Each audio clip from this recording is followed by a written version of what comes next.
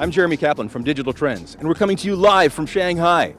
I'm here on the Bund. It's the most scenic spot in the most populous city in the entire world. There's 27 million people in the surrounding area. It's enormous. I come from New York, and this is big in comparison.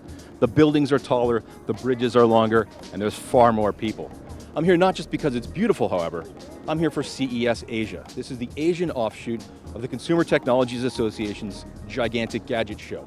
This show traditionally takes place in Las Vegas, but last year the CTA started a show here in Shanghai.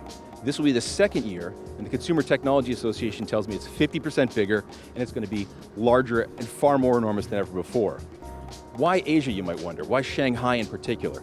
Well, think about it. Over the years, there's been this transformation of where gadgets come from. At first, it was the Japanese giants, companies like Sony and Panasonic and Toshiba. That was the 80s and the 90s. And then in the 90s and the aughts, we moved towards these Korean companies, LG and Samsung. And then in recent years, you've seen this especially if you're at CES in Las Vegas, we have Chinese companies that have come in.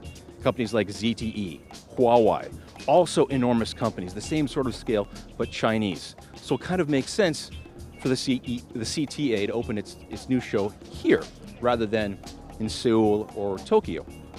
Shanghai is also a very convenient spot. There are 3 airports and it's just enormous. The trade show is going to be great. So what are we looking forward to seeing? Well, there's lots of things. It's the same sort of stuff that we see at CES in Vegas, but of course for the Asian market. So one of the big things we're going to see is going to be self-driving cars and automotive technology in general. That was a big force that you see at CES, and it's interesting to watch as the technology moves into the cars. It used to just be gadgets that we would see. It used to be computers. Lately, we've been seeing a lot of cars that have taken over at that show.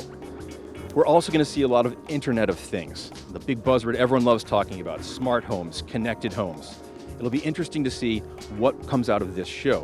One of the challenges of this space is that everyone wants to get there. Everyone wants to be the big company that powers your home. They want your doorbell to connect to your toaster, to connect to your refrigerator. However, right now, most of those things don't actually talk to each other.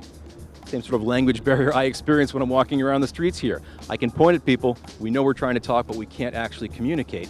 That's what happens, unfortunately, in your house. So I'm looking at this show to see which company comes in and tries to solve that problem.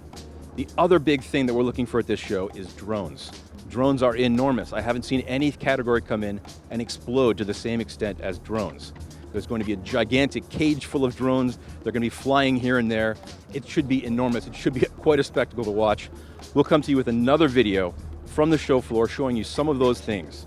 So look for that in the days to come. Again, I'm Jeremy Kaplan from Digital Trends. Thanks for watching. So here, Shanghai, the biggest city.